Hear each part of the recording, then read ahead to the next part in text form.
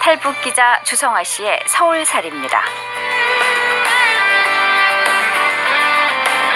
사랑하는 분해동포 여러분, 안녕하십니까? 벌써 날씨가 영하로 내려가서 몹시 추워졌습니다. 함경북도 북부에서는 새집들이가 끝났다니까 다행스럽습니다. 집만 지었다고 자랑하지 말고 석탄과 같은 땔감까지도 김정은이가 보장해 주길 바랍니다. 아직 김정은은 수해복구 현장을 한 번도 찾지 않았습니다.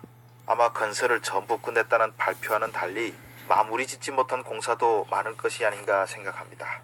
작년에 라진의 복구가 끝난 뒤에 갔으니까 이번에도 찾아가지 않을까 싶기는 합니다. 지난주에 보니까 동해안에 가긴 했었네요.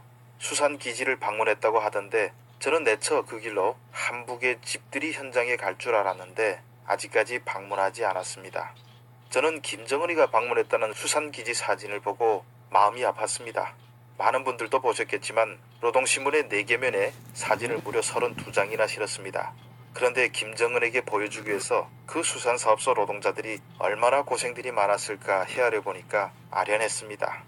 김정은이가 방문했을 때 수산사업소 마당에는 1000톤이 넘어 보이는 도로매기가 잔뜩 차 있었습니다. 그런데 생각해 보십시오. 물고기는 오래 놔두면 썩습니다. 제대로 된 가공공장이라면 배가 잡아오는 족족 냉동을 해가지고 소비자들한테 보내야 합니다. 그런데 이건 김정은이가 온다고 물고기를 가공하지 않고 마당에 쌓아두었습니다. 그걸 보니 최소 일주일 이상 모아둔 것 같은데 아래쪽에 깔려있는 도로매기는 상했다고 봐도 될 것 같습니다. 도로매기의 별미는 알인데 아마 그 정도로 오래 놔두었으면 알도 변했을 겁니다. 김정은에게 칭찬 한번 받겠다고 수산사업소 간부들이 물고기가 썩든 말든 몽땅 마당에 쌓아둔 것입니다. 알에서 고생을 해본 저 같은 사람은 척 보면 알겠는데 아무것도 모르는 김정은은 뭐 비린내를 맡으니까 정신이 맑아진다 이런 말이나 하고 있습니다. 그거 순수한 비린내가 맞았을까요? 썩는 냄새는 아니고요. 보나마나 김정은이가 맡은 냄새에는 분명 썩은 냄새도 많이 섞여 있었을 겁니다. 그렇지만 김정은이가 늘 신선한 생선만 먹고 살았을 것이니까 생선 썩은 냄새를 맡아서 가려낼 수 있긴 할지 그것도 의문입니다. 그리고 또 하나 상기할 점이 있습니다.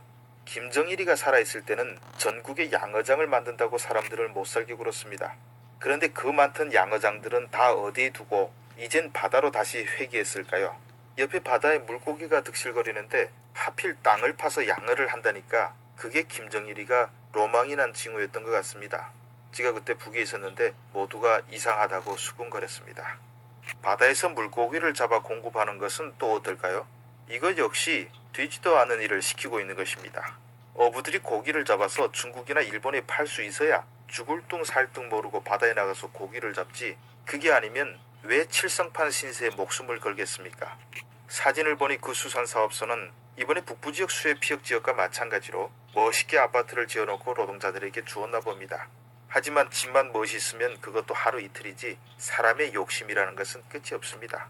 다른 배 타는 사람들은 여름에 낙지발이 석 달만 해도 1년 먹고 살 식량을 버는데 군부대 수산사업소는 아무리 잡아야 돈이 안 되면 누가 열심히 합니까? 특히 겨울 어로는 11월만 되면 추워서 손이 얼어붙어서 배 타기가 어렵습니다. 그런 실정에서 누가 진심으로 애쓸까요? 작년에도 김정은은 무조건 20만 톤 물고기를 잡으라고 지시를 내려서 숱한 사람들이 죽었습니다. 정말 나가고 싶지 않았을 겁니다. 하지만 김정은의 명령이라고 내모으니까 어쩔 수 없이 겨울철 찬바다에 목숨을 내던졌다가 죽어갔습니다. 발동기는 추우면 쉽게 얼어붙기 때문에 고장이 잦습니다.